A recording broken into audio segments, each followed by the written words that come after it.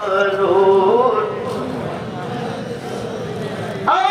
समूल कोई नहीं मिल नहीं सकता अमल कहे अरे आपके दर से या शायदी आपके दर से या शायदी जाए कहा महमूद हदी हस्बी रब्बी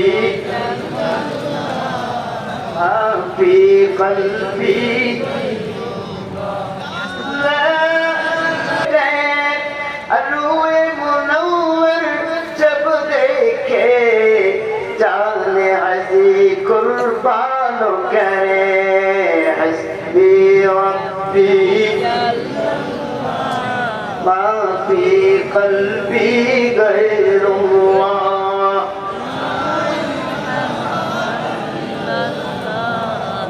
नूर मोहम्मद सल्लल्लाहु नूर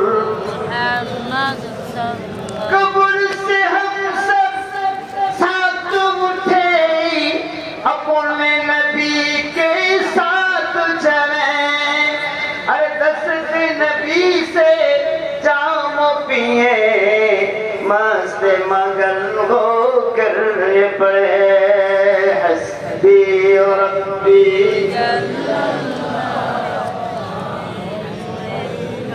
गैरुल्लाह ला नूर मोहम्मद सल्लल्लाहु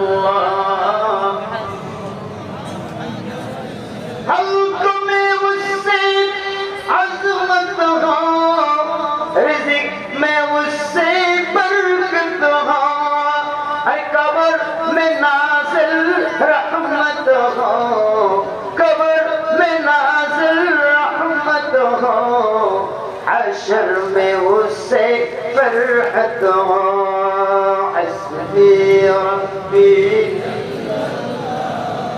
मा फी क़ल्बी गैरुल्लाह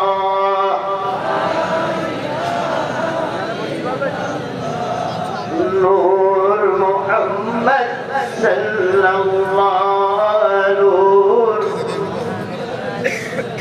ताज शफ़ाअत सर पे धरे उल्फते उम्मत दिल में भरे ताज शफ़ाअत सर पे धरे उल्फते उम्मत दिल में भरे हर खुशक दिलों को करते हरे शाफ़िए महशर आए मेरे हस्बी रब्बी जल्लल्लाह मा फी क़ल्बी गैरुल्लाह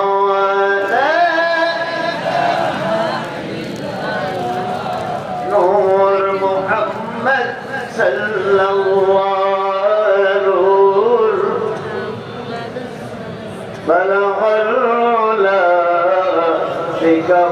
बिकमालिही कशफत तुजा बिजमालिही हसरत जमीओ खसालिही सल्लो अलैहि व आलिही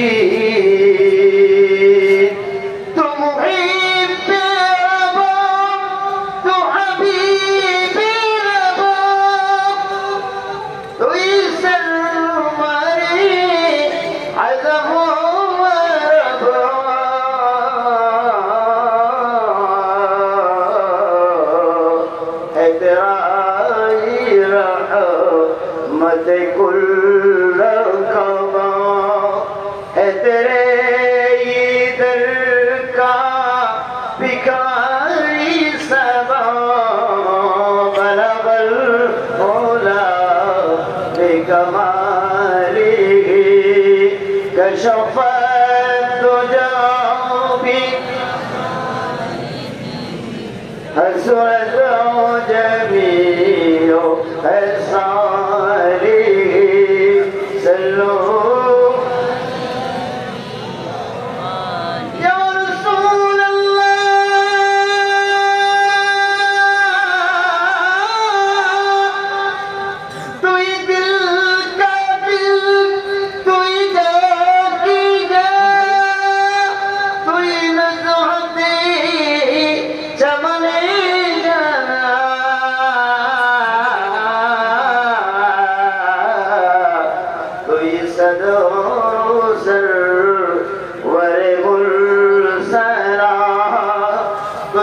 शब महफिल लामका बलवला बेकमाली कशफत तुझा हसरत जमी योगसाली सल्लो या रसूल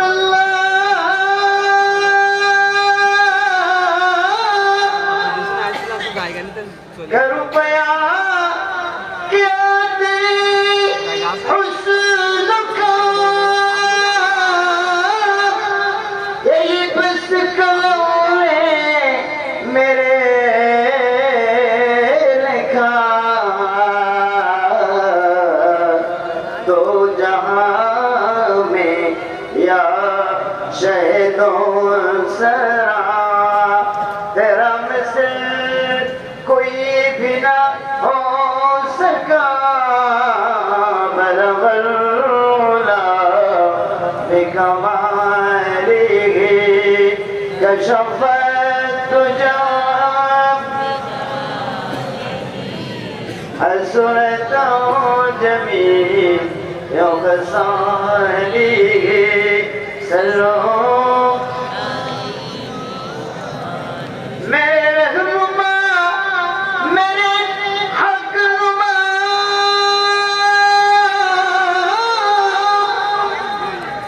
मेरे मुस्तफा मेरे मुजतबा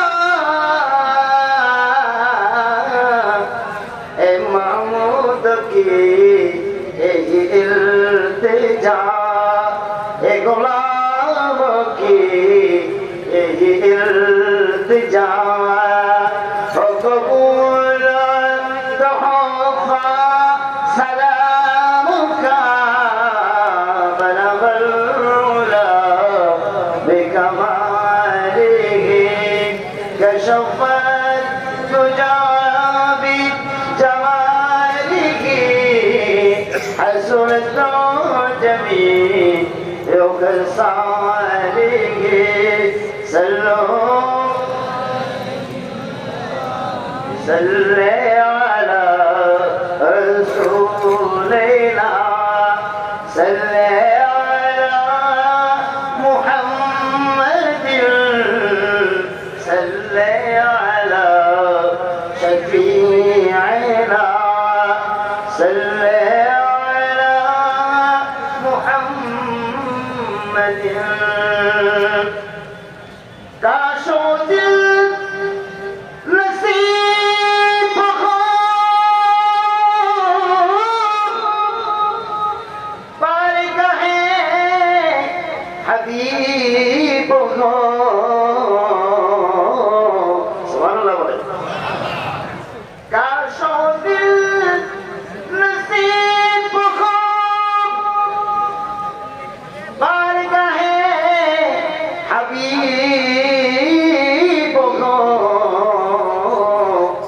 अरे जालियों के करीब हो बढ़ता यही गरीब हो सल्ले अला रसूलिना सल्ले अला मुहम्मदिन सल्ले अला हबीबिना सल्ले अला मुहम्मदिन या शाहिदी शाहे अरब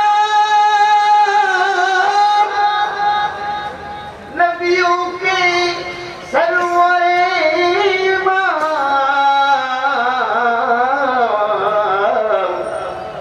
महमूद आपका गुलाम हम समा आपका गुलाम क्यों ना पढ़े यही गुलाम सल्ले अला रसूलिना सल्ले अला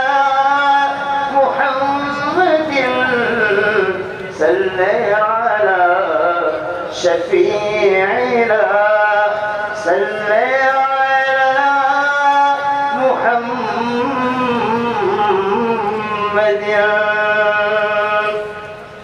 أعوذ بالله من الشيطان الرجيم.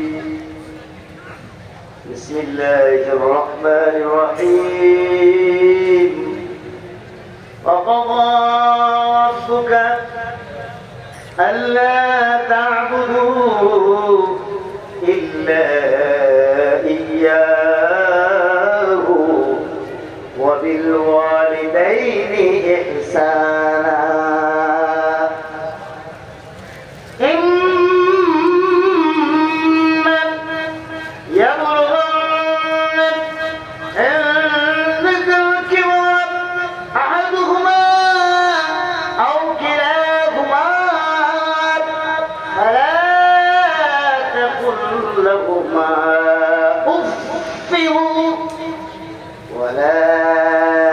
تنهرهما وقل لهما قولا كريما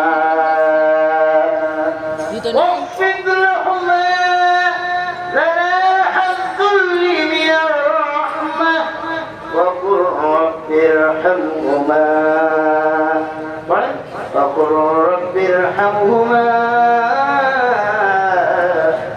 كما ربياني صغيرا. رب ارحمهما كما ربياني صغيرا. جواب كل جريد فوق وظيف رب ارحمهما كما ربياني صغيرا. وأيضا قال رسول الله صلى الله عليه وسلم وما جنتك ونارك. صدق الله مولانا العظيم وصدق رسوله النبي الحبيب الكريم ونحن على ذلك لمن الشاهدين والشاكرين والحمد لله رب العالمين.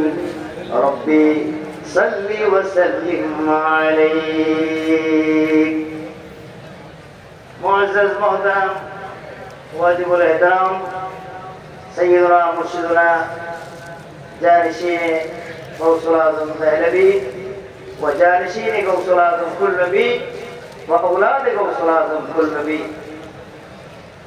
معزز علماء کرام উত্তর মুকাররম দূর দূরান্ত থেকে দেশের ভিতরে দেশের বাইরে বিভিন্ন স্থান থেকে আগত পতঙ্গের মতো ছুটে আসা আমার অসংখ্য বীর ভাইরা, পর্দনসীন আমার সরল প্রাণ আম্মা মেয়ে বোনেরা, আমি অদম নাসিস গুনাহগার হাকার ফত্তার অযোগ্য নাসিস কামতার আপনাদের সকলকে আন্তরিক মোবারকবাদ সালাম জানাচ্ছি। আসসালামু আলাইকুম ওয়া রাহমাতুল্লাহ। আল্লাহ পাকের দরবারে শুকরিয়া আদায় করছি।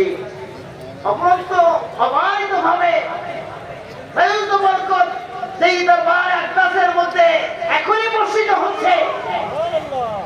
এই বরকতপূর্ণ পরিবেশের মধ্যে আমার হুজুর মুবারক হুজুর সাহেব কেবলার সাদাকা তোফায়ে গৌসে কুতুবের ফয়ুজ বরকতে আমরা এখানে বসে রয়েছি।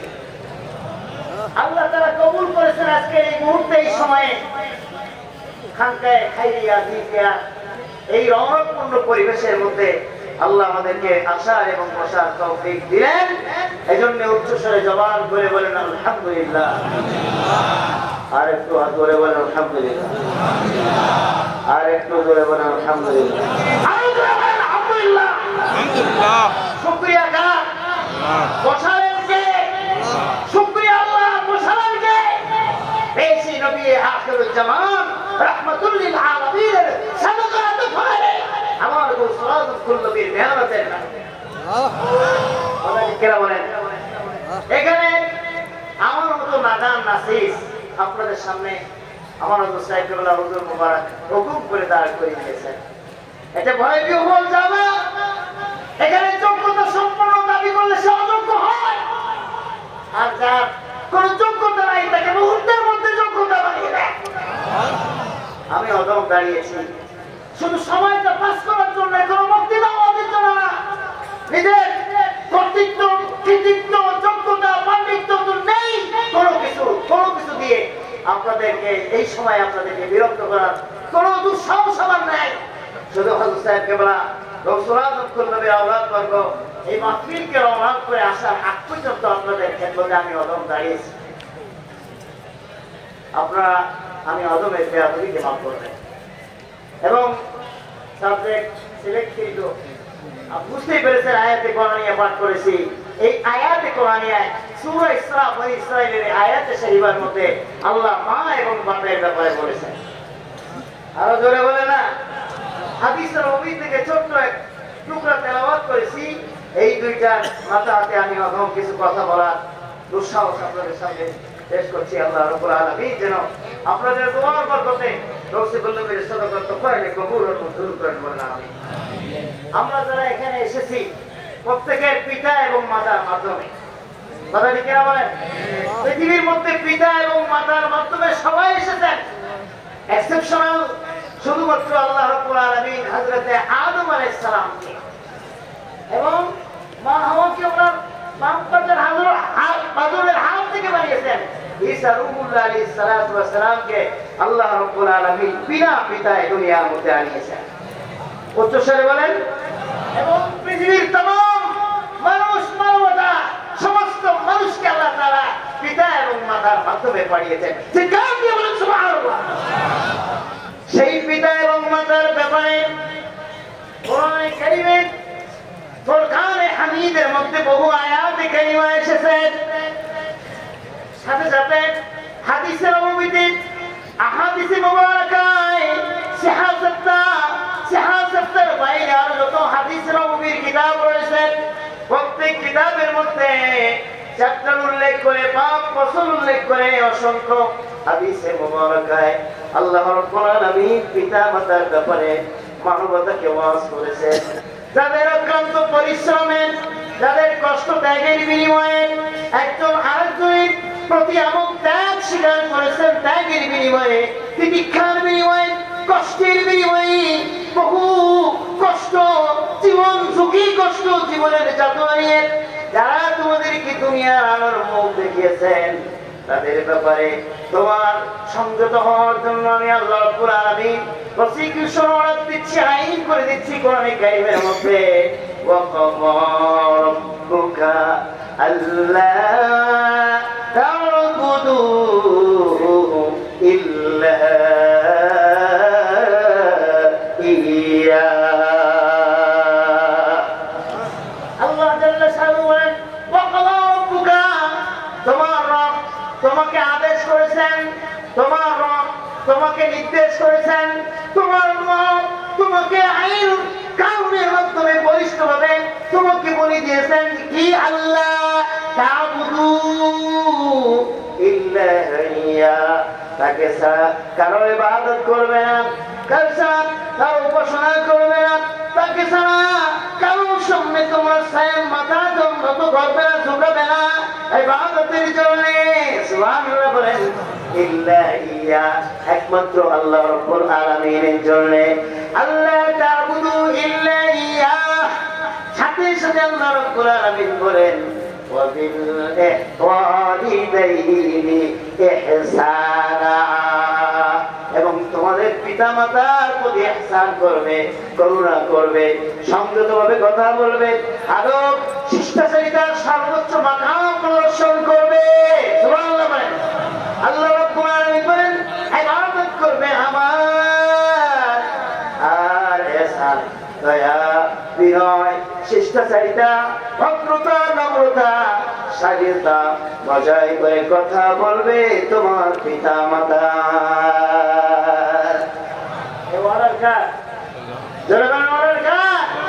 ওয়াবিল ওয়ালিদাইনি ইহসানা কথা বলেছেন কে? আল্লাহ। আল্লাহ রাব্বুল আলামিন বলেন ইম্মা ইয়াবলুগান্না ইনদাকাল কিবারা আহাদুহুমা আও কিলাহুমা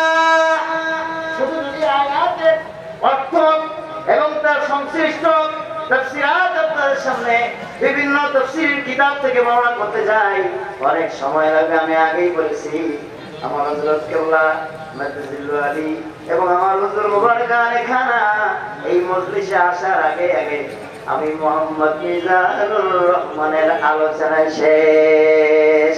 শুধু তামিলের জন্য আদব হুকুম বজায় রাখার জন্য আমি দাঁড়িয়েছি।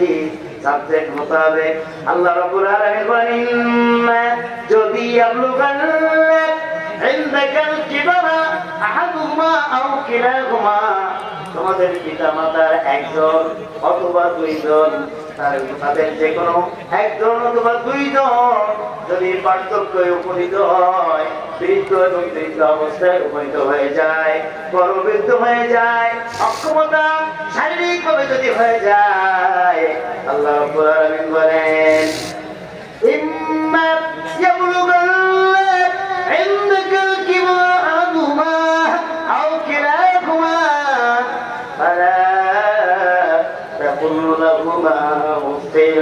খবরদার খবরদার, তাদের সামনে তুমি ধমকের স্বরে ও শব্দটা পর্যন্ত উচ্চারণ করবে না।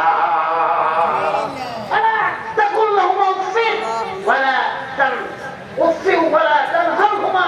তানহারহুমা মানে তাদের দুজনকে ধমক দেবে না। বয়স্ক ব্যক্তি যারা, বৃদ্ধ এবং বৃদ্ধা যারা স্বাভাবিক শিশু সুলভ অবস্থার মধ্যে তারা পড়ে যায়, চলতে গিয়ে কথা বলতে গিয়ে আপনাকে জায়গায় দেয়। ছোট্ট অবস্থায় আপনি যখন টাকা জোয়ান হন নাই, আপনি যখন অক্ষম ছিলেন, শিশু ছিলেন, সেই অবস্থায় আপনাকে স্নেহ বাৎসল্যে আপনাকে লালন পালন করেছেন, মাথার ঘাম পায়ে ফেলে কষ্ট করে করে আপনাকে দুনিয়াবি জিন্দেগির মধ্যে নার্সারি করতে করতে আপনাকে বড় করেছেন। এখন বয়োবৃদ্ধ অবস্থার মধ্যে তারা এসে গিয়েছেন, চলতে গিয়ে ফিরতে গিয়ে কথাবার্তা বলতে গিয়ে দুনিয়াবি বৈষয়িক জীবন যাপনে চলতে গিয়ে যদি তাদের কোনো ত্রুটি বিচ্যুতি লক্ষ্য করা যায়, তাহলে তুমি রাগের বশবর্তী হয়ে তাদেরকে ধমক দিও না। এটা কার কথা?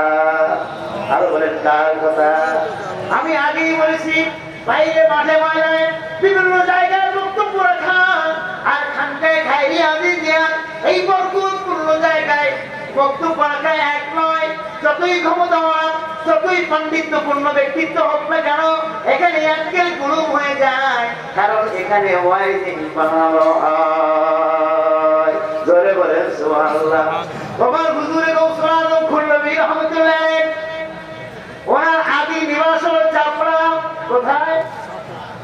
কোথায়? ওই আমার মমতাময়ী ভাই পেট বয়স থেকে দুনিয়ায় আগমন করেছেন। ওনার মমতাময় আব্বা জানের তরফ থেকে দুনিয়ায় আগমন করেছেন। ওনার আব্বা জান এবং আম্মা জান এমন ছিলেন, ওনার হুজুরে গৌসুল আজম খুরনবী রহমাতুল্লাহ আলাইহি বলতেন, আমি পুরনো পীর ভাইয়ের কাছে আমি শুনেছি, যারা আমার গৌসে খুরনবীকে নিয়ে চলতেন, আমার গৌসে খুরনবীকে খেদমত সবসময় করতেন, সব পবিত্র পরশিয়া তারা ধন্য হয়েছিলেন। তারা বলেছেন, আমার খুরনবী হুজুর বলতেন, আমি যা কিছু পেয়েছি আমার আব্বা জান এবং আম্মা জানের দোয়া।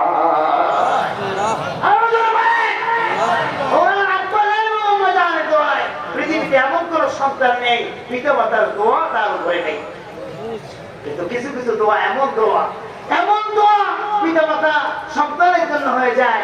আমার গৌসুল আজম খুরনবী রাহমাতুল্লাহ আলাইহি এমন আল্লাহর ওলি, সেই চাপড়ার বাসিন্দা, চাপড়া আদি বাড়ি, সেই চাপড়ার মধ্যে সেফাতুল্লাহ নিরেট গুরুত্বপূর্ণ লেখাপড়া জানেন, লেখাপড়া দুনিয়াবি বৈষয়িক বিদ্যা নিকেতনে, এই মানে শিক্ষা নিকেতনে কোনো পড়ালেখা তিনি করেন নাই। তিনি দিল্লি থেকে মাদ্রাসায় আব্দুর রব থেকে পড়াশোনা করে এসেছেন, আর দিল্লি হযরতের দরবার থেকে সিনার দৌলত দিয়ে এসেছেন। তো সেই সময় এটা ছিল যে আগে মৌলবীরা ওয়াজ নসিহত করে, মৌলানা সাহেবরা, হুজুর সাহেবরা মানুষদেরকে ওয়াজ নসিহত করে মানুষের অন্তরে তুষ্টি করতো এবং কোনো রকম বাহানা হতো। আমার গৌসে খুরনবী তো এরকম নয়, তিনি আল্লাহর বান্দাদের কর্মচারীদের মনে গিয়েছে কর্মকে চিন্তা করে দিতেন। স্বাভাবিক মামলি না। হুজুরে গৌসুল আজম খুরনবীকে লোকেরা ধরেছে, আপনি একটু ওয়াজ এবার কি করেন? আমার গৌসুল আজম খুলনাবি ওয়াজ করতে হলে কি মানুষ বাঁচবে না মারবে? যদি আমরা খেয়াল করে দেখেছি আমার হুজুর মুবারক, আমি তখন তার বললাম ছাত্র, মসজিদ শরীফের মধ্যে সাইয়্যিদুনা মুর্শিদুনা হযরত শাহ মোহাম্মদ মাসুম রাহমাতুল্লাহ আলাইহি লাইট অফ করে দিয়ে, টিম লাইট জ্বালিয়ে দিয়ে, লাইট অফ করে দিয়ে মুসল্লাই মুবারকের মধ্যে বসে তিনি ওয়াজিফা করতেন। মাঝে মধ্যে গলার মধ্যে একটু খাঁকার দিতেন, হা হা এরকম করতেন।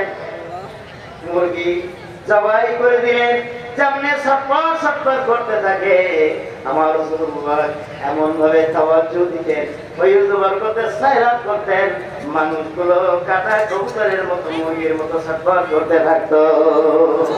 আর বলেন যার মধ্যে শৈবাল মধ্যে আছে, প্রত্যেকটা কথার মধ্যে চমনে পারফিরনে ক্ষেত্রে অবস্থার প্রেক্ষাপটে মানুষের হৃদয়ের মধ্যে যখন তাওয়াজ্জু করতো, ওই হুজুর বরকতে ধাক্কা পড়তো, বাড়ি করতো, মানুষ চিৎকার করে হামলা হাত মেরে চিৎকার করে জবান থেকে অন্যরকম শব্দ করে সে বেহুশ হয়ে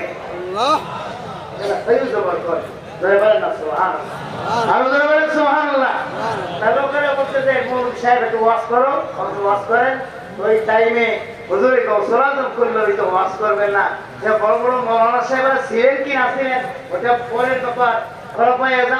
ছিলেন না ছিলেন ওইটা আমি বুঝবো না, আমি তো সেই সময় ছিলাম না।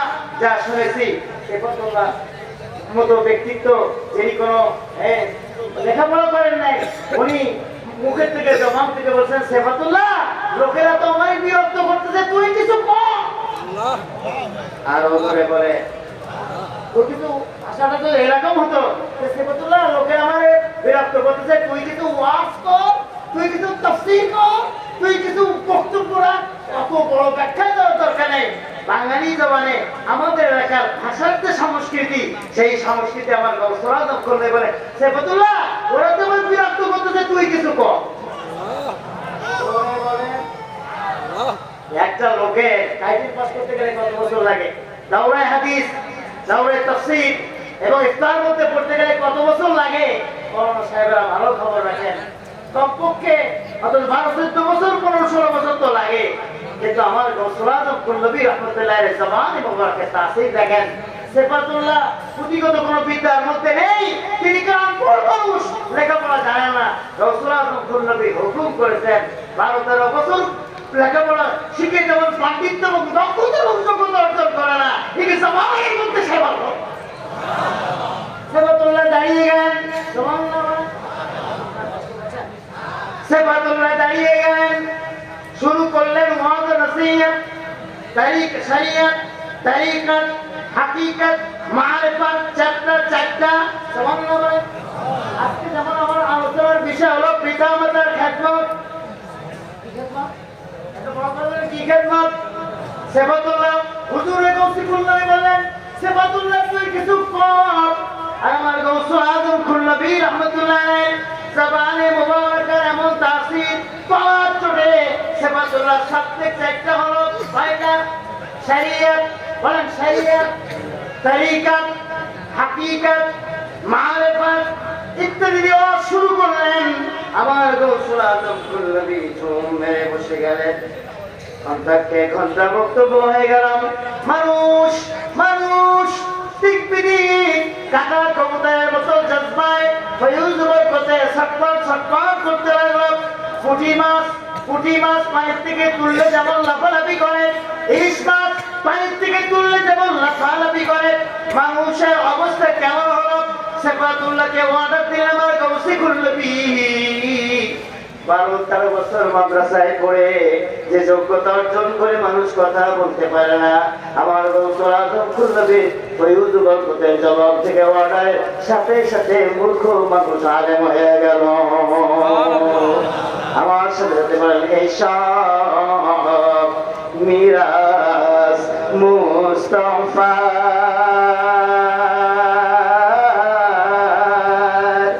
আরে পেরেন দাদা পীর আমার, বলেন সব মিরাস মুস্তাফা পেরেন দাদা পীর আমার সিনাই করে আনলেন হুজুর বাংলার মাজার। বড় করে বলেন সিনাই করে আনলেন হুজুর বাংলার মাজার। হুজুর আমার নায়েব মুস্তাফার সুলতানুল আউলিয়া তিনি গৌস জামানার সুলতানুল আউলিয়া তিনি গৌস জামানার। কোথায় বসে আছি সেই ধরনের অন্তরের মধ্যে আমাদের অনুভূতি নেই, আমি তো নাই। কোথায় বসে আছি অনুভূতি নাই, কি আমার গৌসে নবী করতে পারেন সে অনুভূতিও নাই, তার হাতে হাত দিয়ে পরে কি হয় তাও জানা নাই। যদিও শুনেছি শয়তানের ফেলে এদিক সেদিক আমাদেরকে ভাগায় নেয়, কথা ঠিক কিনা বলেন? চোরের লেবাস ধারণ করে আসতে তো চোর চেনা যায়, কিন্তু মাথায় টুপি দিয়ে মুসল্লির লেবাস দিয়ে দুনিয়া সায় ধরা যায় না। তুমি মাফ করবেন, মসজিদের জুতো চুরি করতে তো অন্য মানুষ আসে না, মুসল্লির এই জুতা চুরি করে নিয়ে যায়। এই ছোট্ট কথাটা বলছি, তুমি নেবেন না। আমরা কোন নাজুক পরিস্থিতির মধ্যে রয়েছি, বাহ্যিক শোডাউনের মাধ্যমে আমরা মনে করতেছি না জানি কি, কিন্তু আমার সাহেব মাসুমে নবী যে মেহনত করেছেন, যে কষ্ট করেছেন, ওনার এহসান, ওনার দয়া, ওনার শুকরিয়া আমরা ভুলে গিয়েছি।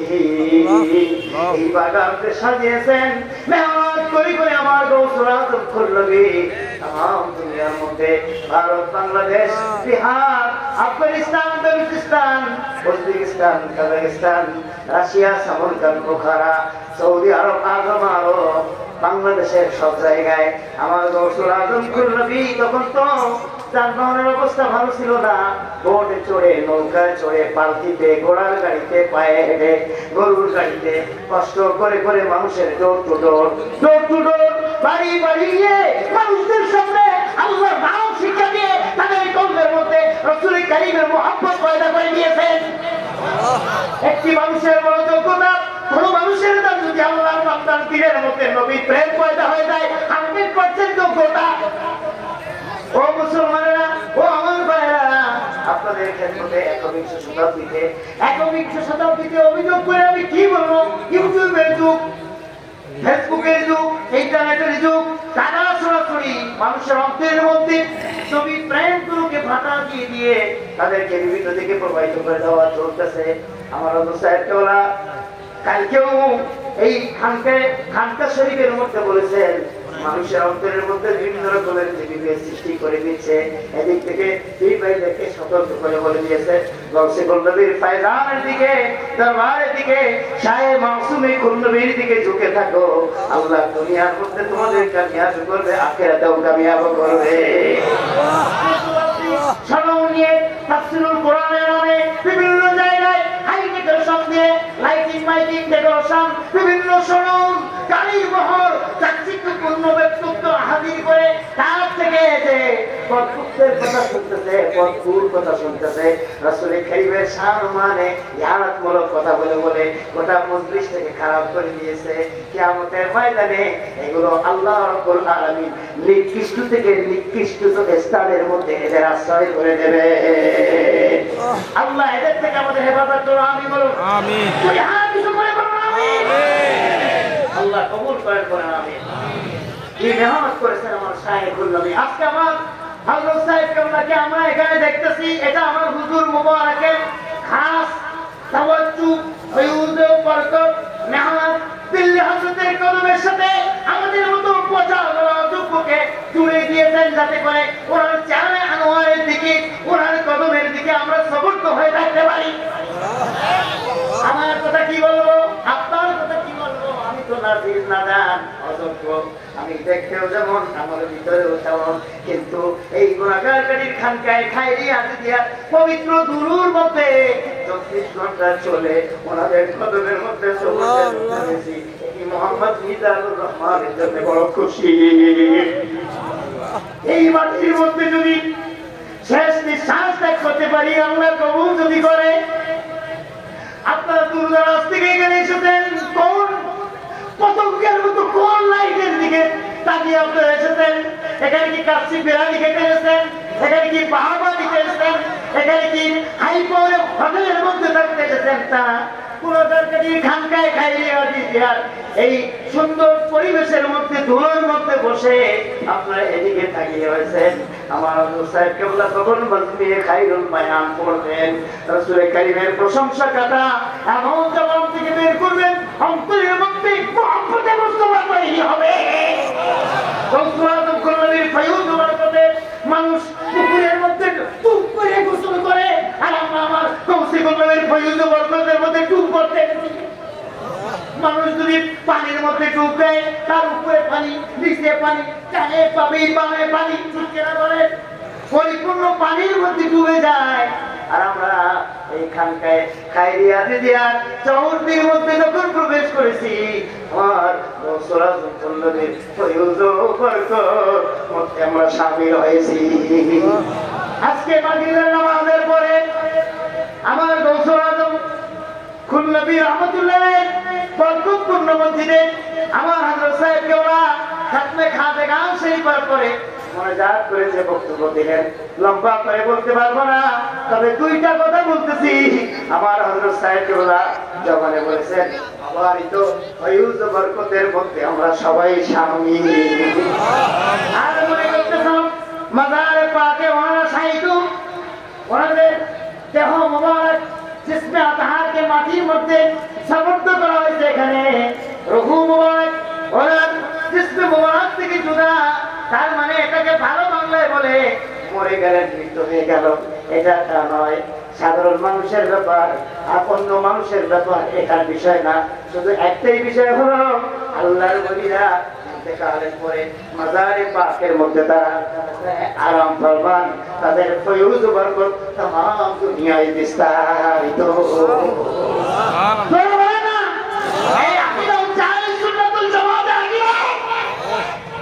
মানুষ হয়ে মানুষের সাথে বেলিসান হয়ে সব খতম হয়ে গেল, এটা কোন সহি মুমিন আকীদা হতে পারে না। মুমিন ইন্তেকালের পরেও জিন্দা। পাখি যদি খাঁচার মধ্যে রাখেন, আপনি বুঝতেছেন কথা? পরে যে বর্ণনা দিলেন তাই বলছি, পাখি যদি খাঁচার মধ্যে রাখেন, খাঁচার মধ্যে তার খাবার দেওয়া হয়, খাঁচার মধ্যে তার পানি দেওয়া হয়, খাঁচার থেকে বাইরে অঞ্চলে যে ছোটাফেরা করে তার মালিককে খোঁজ করে কোন রূপে যদি খাঁচার ওই দরজাটা ফাঁকা পায়, ওখান থেকে দড়ি মারে। এটা হলো পাখির ব্যাপার, পোষা ময়নার ব্যাপার। পোষা ময়নার ব্যাপার, পোষা ময়না মানুষের বড় প্রিয়, আর আল্লাহর নবী আল্লাহর প্রিয়।